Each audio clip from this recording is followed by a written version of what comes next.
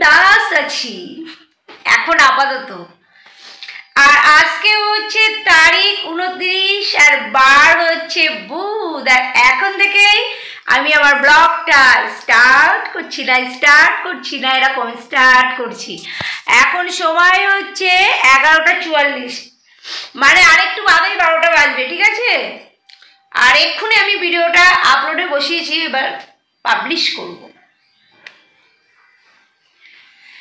যাই হোক, দেখো এখন মানে আর কি বলবো, মানে ওই ব্লগটা আমার কালকের মানে পরশুদিন ছাড়ার কথা, মানে আজকে বুধবার, মঙ্গলবার গেছে কালকে, তাই তো? মঙ্গলবারে ছাড়ার কথা ছিল, মঙ্গলবারে ছাড়ার কথা না, সোমবারে ছাড়ার কথা। সোমবারে ছাড়তে পারিনি, মঙ্গলবারে চলে গেল, আজকে আবার বুধবার পড়ে গেল। তো আমি ব্লগটা দিয়ে দিচ্ছি। মঙ্গলবারে যাওয়ার কথা যায়নি, আর এই ব্লগটা তো আমার যাবে বাবা, কবে এই ব্লগটা যাবে? এটা যাবে আজকে বুধবার, তো বৃহস্পতি শুক্রবারে যাবে এই ব্লগটা। যেহেতু কালকের একটা বার্থডে ব্লগ আছে, ওটা আজকে ছাড়বো। তা কালকে বার্থডে গার্ল হয়ে গেছিলাম কালকে, খুব আনন্দ করেছি, খুব মজা করেছি। আর কি বলবো, অনেক রাত্রে বাড়ি এসেছি, তখনই বর যা সাজিয়েছে, আমি খুব হ্যাপি তার জন্য, ঠিক আছে?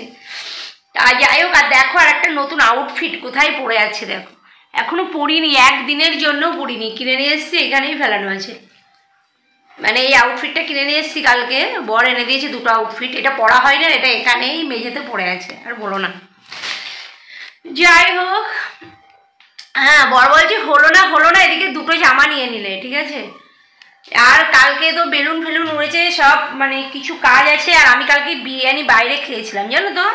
আমি বিরিয়ানি খেতে পারিনি, অল্প একটু খেয়ে যেন আমার গা গুলিয়ে উঠেছে। হ্যাঁ, বর খেয়েছিল, আর ওই দেখো ওখানে পড়ে আছে বিরিয়ানিটা, পুরো ফেলে দিতে হবে এখন, আর ওই বিরিয়ানি খাওয়া যাবে না। মানে কি বলবো, খাবার নষ্ট হলে পুরো গায়ে লাগে, কিন্তু কিছু করার নেই, আমি ওই বিরিয়ানিটা খেতে পারিনি কালকে আমার বার্থডে ছিল। বর বলছে আজকে কি বার্থডে বিরিয়ানি না খেলে হয়? আমি বললাম আমি খাবো না বলছি, ও বলছে আজকে বার্থডে বিরিয়ানি না খেলে হয়। আমি তো খাও, এবার রোজ রোজ রিস্ক খাবার খাওয়া যায় না, জানো তো? আমার পুরো গাটা গুলিয়ে উঠেছে অল্প একটু মুখে দিয়ে। তা আমি আর রাত্রে কিছুই খাইনি, ওই কেকটা খেয়েই শুয়ে পড়েছি, অনেকটাই কেক খেয়েছি। দুটো কেক এসেছিলো, তোমরা তো দেখেইছো বার্থডেতে দুটো কেক। তা অতটা কেক কে খাবে, আমরা দুজন মানুষ, দুটো কেক অনেকটাই আমি খেয়েছি। তা এখন সকালে ব্রেকফাস্ট হয়নি, ব্রেকফাস্ট করব। আর চারিদিকে তো বেলুনের ঢল নেমেছে, বেলুন ছড়াছড়ি এখনো, দেখবে দাঁড়াও, বেলুন সব এক জায়গায় হয়ে আছে, দেখাচ্ছি ব্যাক ক্যামেরা করে।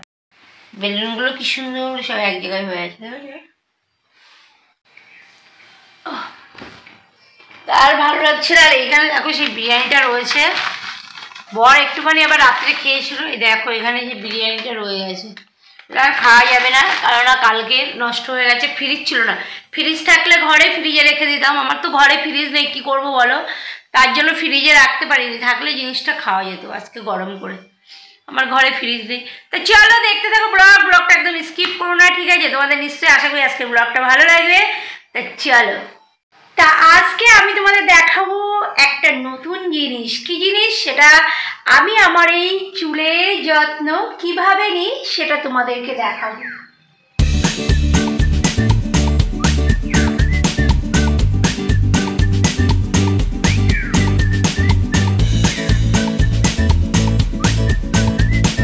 এই সিল্কি সিল্কি চুলের যত্ন আমি কিভাবে নিই সেটা তোমাদের সঙ্গে শেয়ার করব, ঠিক আছে? তা প্রথমে এখানে নিয়ে নিয়েছি আমি, দেখো দেখা যাচ্ছে কিনা, দেখা যাচ্ছে? হ্যাঁ, মধু আর টক দই, দেখো মধু আর টক দই এখানে আমি নিয়ে নিয়েছি। আর গাছের টাটকা অ্যালোভেরা জেল। এই অ্যালোভেরা এই যে ভালো করে, মানে কি ভারী আমার গাছে এরকম একটা অ্যালোভেরা হয়েছে, আমি ভাবতেই পারছি না। এই দেখো আমি এখন এক্ষুনি কেটে নিয়ে এসেছি, আর এটাকে ভালো করে ধুয়ে নিয়েছি, ঠিক আছে? এই যে এই অ্যালোভেরা জেলটা আমি এখন কেটে আমার এই মিক্সড করে টক দই, মধু আর অ্যালোভেরা জেল দিয়ে আমি চুলে লাগাবো। তা কীভাবে আমি কাটছি দেখো। এই কাটাগুলো আমি প্রথমে একটু হালকা করে ছেটে নেবো।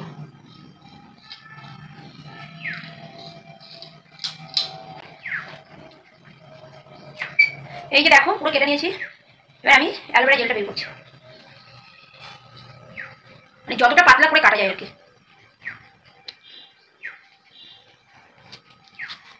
দেখেছো তো, এরকম ভাবে পুরো ছাড়িয়ে নিচ্ছি খোসাটা। আর একটা ছোট করে টুকরো করে নিলাম।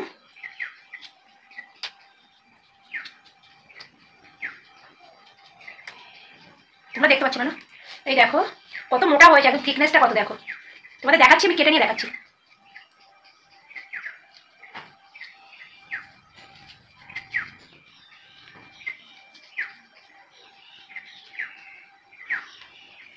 দেখেছো তো? এটা মিক্সচারে দিয়ে আমি পেস্ট করে নেবো। আরেকবার দেখিয়ে দিই, দেখো এটা মিক্সচারে দিয়ে অ্যালোভেরা জেলটা মিক্সচারে দিয়ে পেস্ট করে নেবো, জেল বানিয়ে নেবো।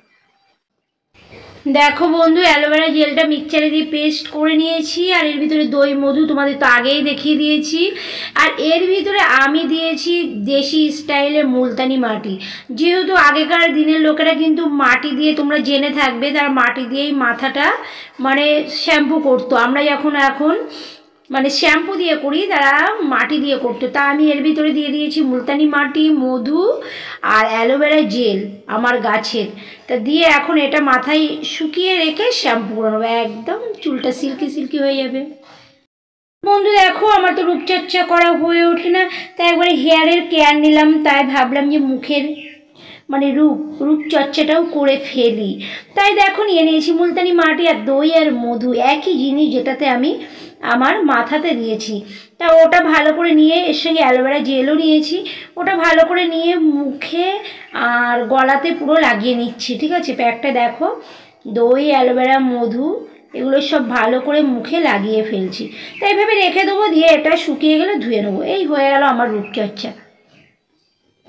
আমাদের এখানে একটা মেলা বসেছে, আমি একটু মেলাতে ঘুরতে এসেছি। দেখো একদম বন্ধের সময়, কেননা আমার সময় হয়ে ওঠে না। এত মাথা ব্যথা হচ্ছে না, ভালো লাগে না, কি মাথা ব্যথা হচ্ছে, মাথায় পেন হচ্ছে প্রচুর।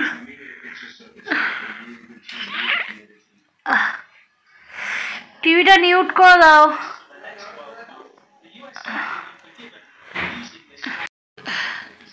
বন্ধু কিছু ভাল লাগছে না, গাটা গোলাচ্ছে আর মাথার ভিতরে পুরো ব্যথা হচ্ছে। মাথার পিছনটা পুরো ব্যথা করছে, গা গোলাচ্ছে। আমারও হচ্ছে, কেন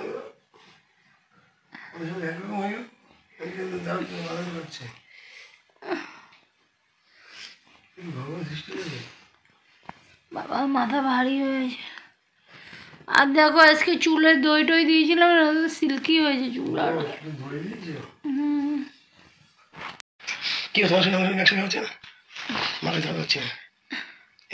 আবার মিষ্টি গা গোলাচ্ছে।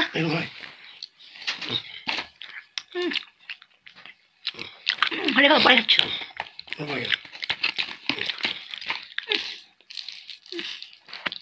তুমি আমার মিষ্টি খাবে না, পুরো খাবে, চামচ নিয়ে আসো।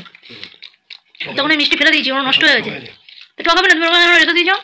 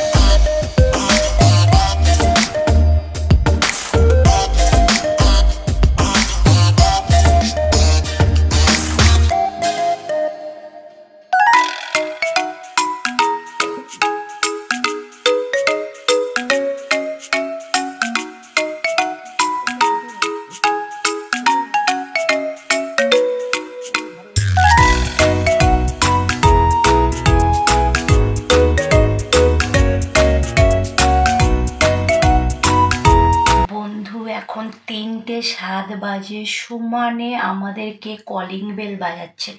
আমরা কিচ্ছু বুঝতে পারছি না। আমার বর তো এনসিপি বস একটা একটা করে নামাচ্ছে, তবু কলিং বেল বন্ধ হচ্ছে না, সমানেই কলিং বেল বাজাচ্ছে। আমি কাউকে দেখতে পাচ্ছি না, নড়ছে না চড়ছে না, ভগবান জানে। বর না হোক মানে এনসিপি বক্সে মানে সুইচ নামাচ্ছে, কোনো কিছু কাজ হচ্ছে না, বেজেই যাচ্ছে কলিং বেল। আমার বর কলিং বেল খুলে রেখেছে। মানে এখন বাজে কটা বলো? এখন 3:08 বাজে। কে কলিং বেল বাজাতে পারে বলো তো? আমরা তো কেউ এখন এত রাত্রে ঘর থেকেই বেরোবো না। আর তোমাদের দেখাচ্ছে আমার বর কলিং বেল খুলে রেখেছে। দাঁড়াও, এত রাত্রে বর বাইরে দাঁড়িয়ে আছে, মানে ঘরের ভিতরেই দাঁড়িয়ে আছে। এই দেখো কলিং বেলটা পুরো খুলে ফেলেছি। কলিং বেলটা এত কলিং বেল বাজছে না, কলিং বেলই খুলে দিয়েছে বর। এত কলিং বেলটা বাজছে, কলিং বেলই বর খুলে দিয়েছে। কে এসেছে কে জানে। কোনো শব্দ একটা মা যদি আমার উপরের ভাড়াটিয়া কোনো ভাড়াটিয়া আসে, তাহলে সে তো দরজায় যদি চাবি না থাকে সে তো আওয়াজ করবেই যে দরজা খুলুন দরজা খুলুন। কোনো আওয়াজ নেই, কোনো শব্দ নেই। আমরা কান পেতে আছি, দরজায় জানলায় কেউ আওয়াজ দিচ্ছে না। আমরা এমনি আমি অনেক রাত পর্যন্ত ঘুমাই, ঠিক আছে? এ দেখো এটা খুলে রেখে দিয়েছি। আমি এমনি অনেক রাত পর্যন্ত মানে ঘুমাই বলছি, অনেক রাত পর্যন্ত জেগে থাকি, ভিডিও এডিটিং করি, আপলোডে বসাই, অনেক রাত অবধি জেগে থাকি। কি হলো কে জানে, বাপরে বাপ, কিছু বুঝতে পারছি না। আমার তো বুকের ভিতরটা এরকম এরকম করছে, ধপ ধপ ধপ পুরো কাঁপছে, শরীর কাঁপছে পুরো। মানে মানে কে আসলো কে আসলো মানে বুঝতেই পারছি না কে এসে। দাঁড়িয়ে আছি আমরা 0.5 ঘন্টা ধরে দুজনা, সমানে কলিং বেল বাজছে, সমানে বাজছে কলিং বেল। এবার কলিং বেল যদি শর্ট হয়ে যেত, আমার বড় বলছে অনেক সময় কলিং বেল শর্ট হয়ে যায়, তাহলে কলিং বেল যদি শর্ট হয়ে যাবে তাহলে কিছুক্ষণ থেমে আবার বাজবে কেন? কিছুক্ষণ চুপ করে আসে, কলিং বেল বাজলো না, প্রথম একটু বাজলো, তারপরে কোনো 5 মিনিট মতো চুপ করে থাকলো, আবার 5 মিনিট বাদে কলিং বেল বাজলো, আবার 5 মিনিট পরে আবার এবার সমানে বাজাচ্ছে সমানে বাজাচ্ছে। কে এত রাত্রে কোন আসলো ভগবানই জানে। 3টের সময় কে বেল বাজাচ্ছে বুঝতে পারছি না, কোনো সাড়া দিচ্ছে না। আমার বরের কথা কেউ শুনতে পাচ্ছ? 3:30 বাজে কে বেল বাজাচ্ছে, আমরা বুঝতে পারছি না। আমরা রাত জেগে বসে থাকি। আমার বরের কোনো কথা আওয়াজ শুনতে পাচ্ছ তোমরা? পাবে, এত আস্তে কথা বলছে। আমার বর বলছে এখন আমি দরজা খুলবই না, দরজা খুলবই না। তাহলে বলো এখন কি হবে? আমি তো এত বরকে বলছি শুতে, বর বলছে দাঁড়াও একটু পরে শুচ্ছে একটু পরে শুচ্ছে।